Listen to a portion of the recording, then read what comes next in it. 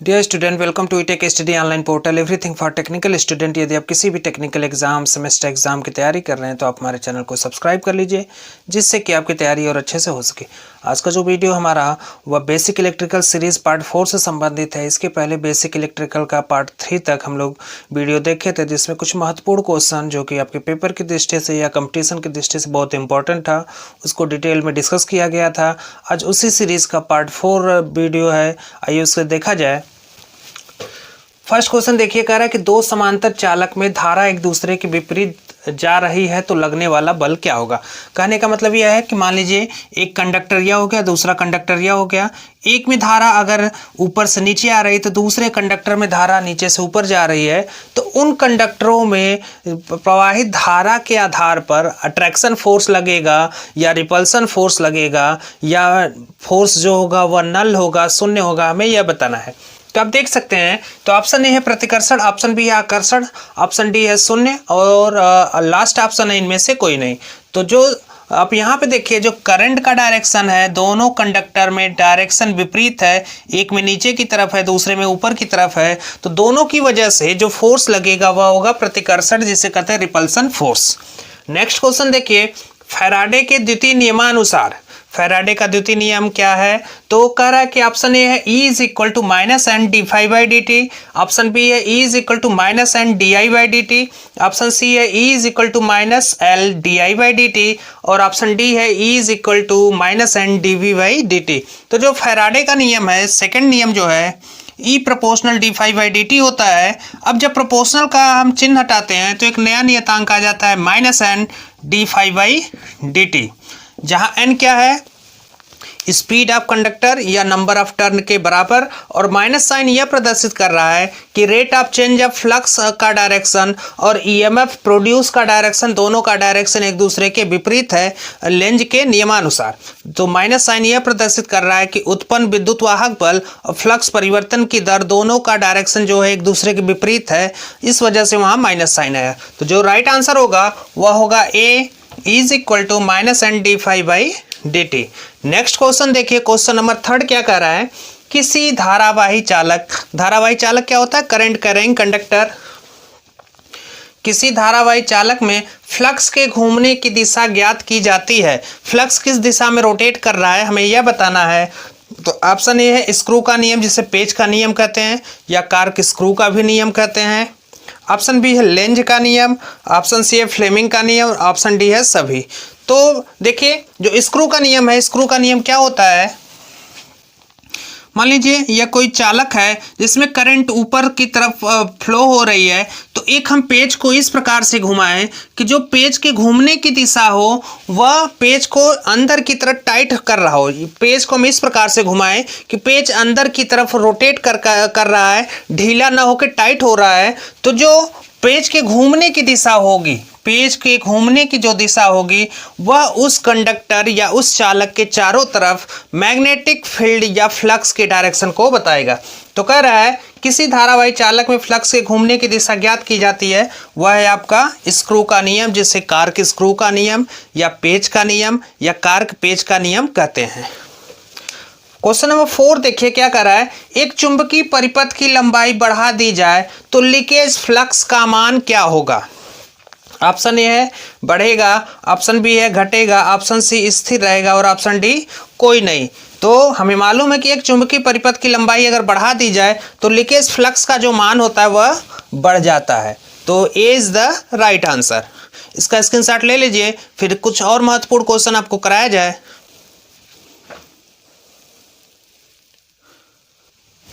Next question देखें, question number 5 क्या कर रहा है, गतिज प्रेरित विद्युत वाहक बल होगा। तो हमें पता है कि किसी भी मैग्नेटिक सर्किट में प्रेरित विद्युत वाहक बल या इंड्यूस्ड ईएमएफ दो प्रकार का होता है। एक होता है स्टैटिक, एक दूसरा होता है डायनेमिक।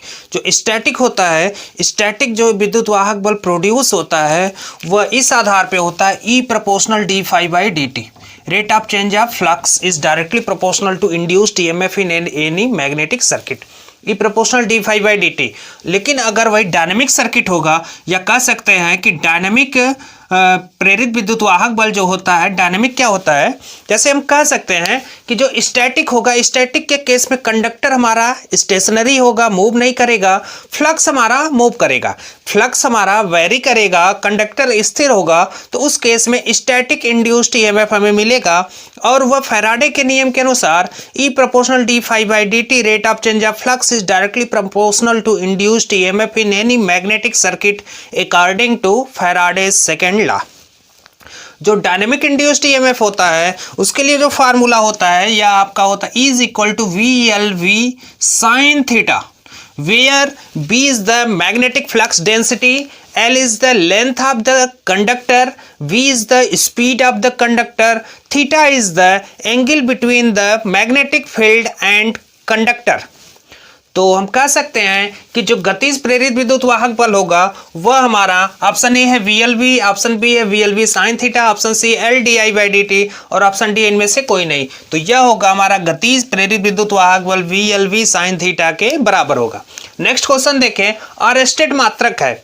अरेस्टेड मात्रक है तो अरेस्टेड एक वैज्ञानिक थे, उन्होंने क्या बताया कि जब किसी कंडक्टर में अगर करंट फ्लो होता है तो उस कंडक्टर के चारों तरफ एक मैग्नेटिक फील्ड बन जाता है। जैसे मान लीजिए यह आपका कंडक्टर या चालक है, जो वायर है वायर को हम कंडक्टर ही कहते हैं।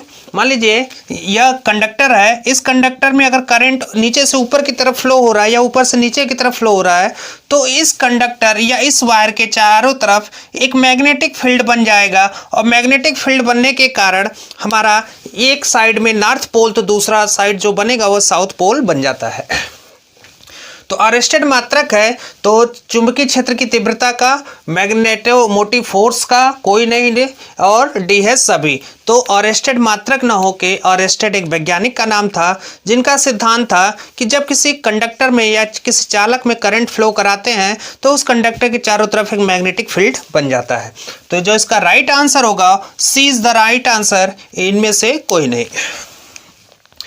नेक्स्ट क्वेश्चन देखिए, क्वेश्चन नंबर 7 क्या कर रहा है, एक कुंडली में संग्रहित ऊर्जा 30 जूल है, यदि प्रेरकत्व का मान आधा कर दिया जाए तो ऊर्जा क्या होगी। तो आपको पहले ही बताया जा चुका है किसी कुंडली या कैपेसिटर में जो स्टोर एनर्जी या संग्रहित ऊर्जा होती है तो हमारा कुंडली के केस में होता है हाफ LI² के बराबर, हाफ LI² के बराबर।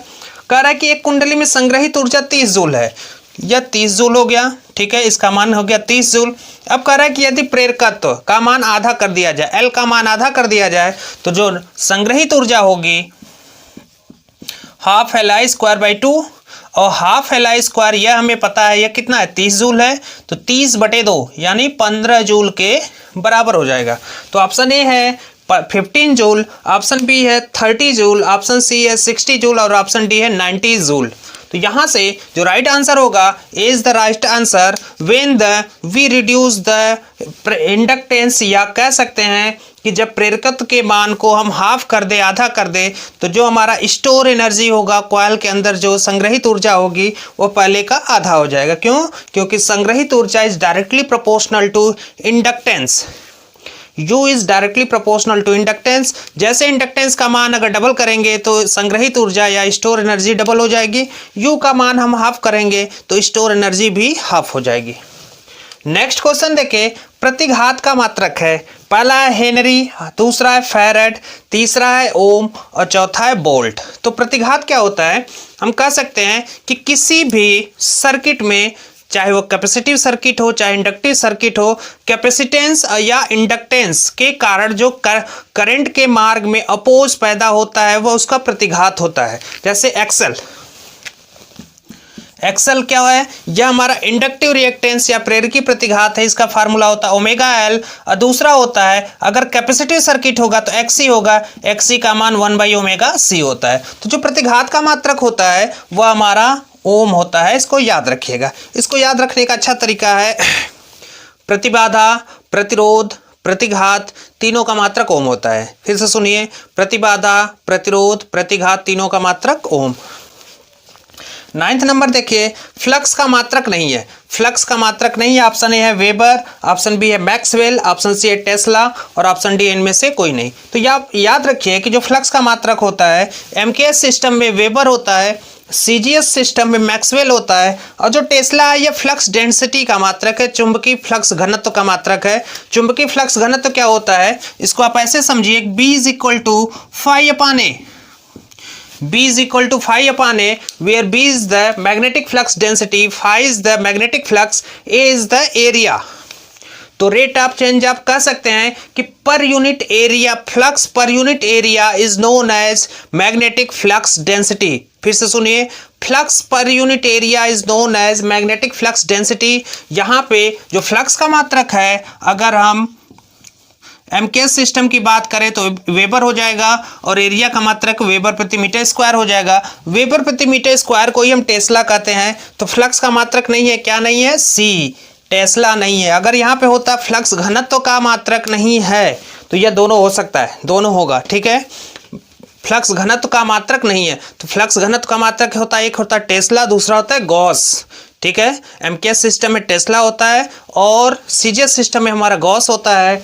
और फ्लक्स का मात्रक एमकेएस सिस्टम में वेबर होगा और सीजीएस सिस्टम में मैक्सवेल होता है। इसके स्क्रीनशॉट ले लीजिए, फिर कुछ और महत्वपूर्ण क्वेश्चन डिस्कस किया जाए।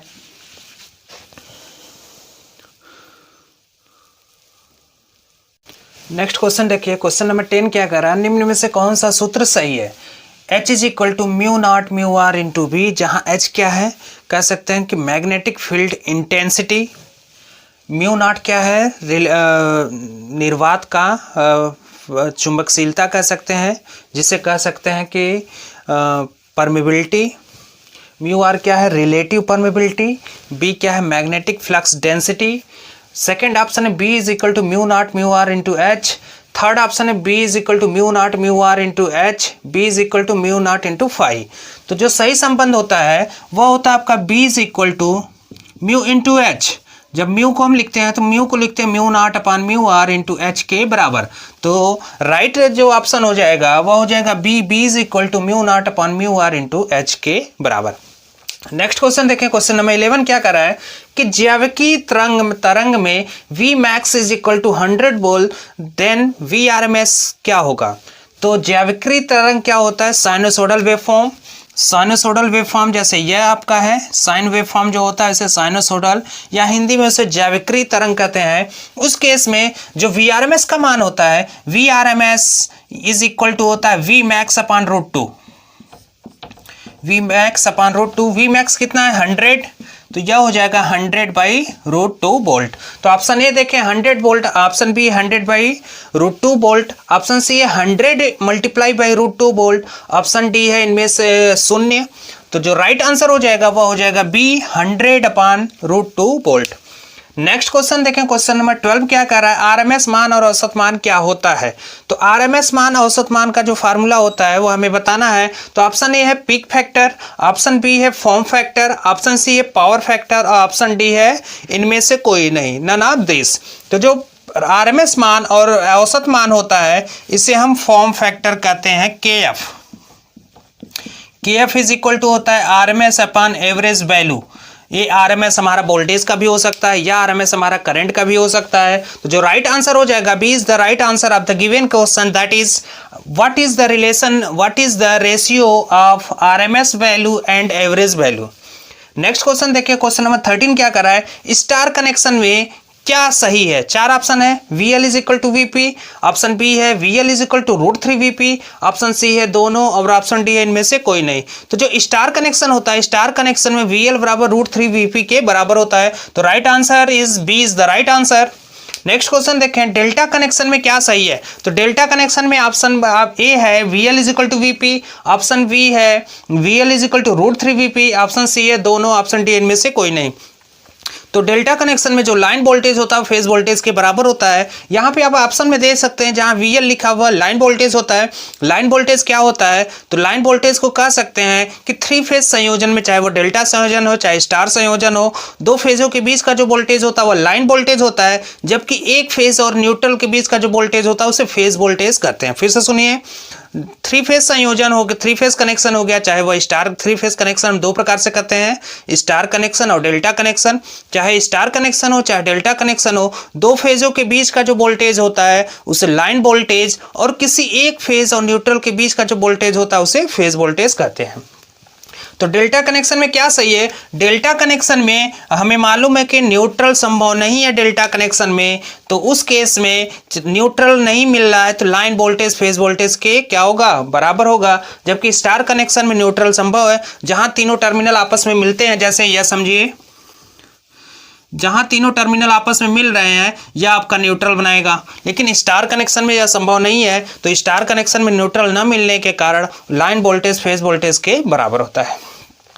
15 नंबर देखिए, वोल्टेज और धारा के बीच का कोण क्या कहलाता है। वोल्टेज और धारा के बीच का कोण क्या कहलाता है, तो ऑप्शन ए है लोड एंगल, ऑप्शन बी है पावर फैक्टर, ऑप्शन सी है फेज कोण, ऑप्शन डी है पीक फैक्टर। तो जो देखिए होता क्या है कि जब हम पावर फैक्टर को डिफाइन करते हैं, या पावर फैक्टर्स को हम हिंदी में कहते हैं शक्ति गुणांक, शक्ति गुणांक को जब डिफाइन करते हैं तो शक्ति गुणांक होता क्या है कि वोल्टेज और धारा के बीच का जो एंगल है उस एंगल का कास वैल्यू क्या कहलाता है, पावर फैक्टर कहलाता है। तो और जो वह एंगल है उसको हम किस नाम से जानते हैं, उसको फेज एंगल के नाम से जानते हैं। The angle between the voltage wave form and current wave form is known as phase angle and the cos value of that phase angle is known as power factor. तो यहाँ पे देखिए voltage और धारा के बीच का कोण क्या कहलाता है, वोल्टेज और धारा के बीच का कोण फेज कोण कहलाता है। तो सी इज द राइट आंसर। इसका स्क्रीनशॉट ले लीजिए।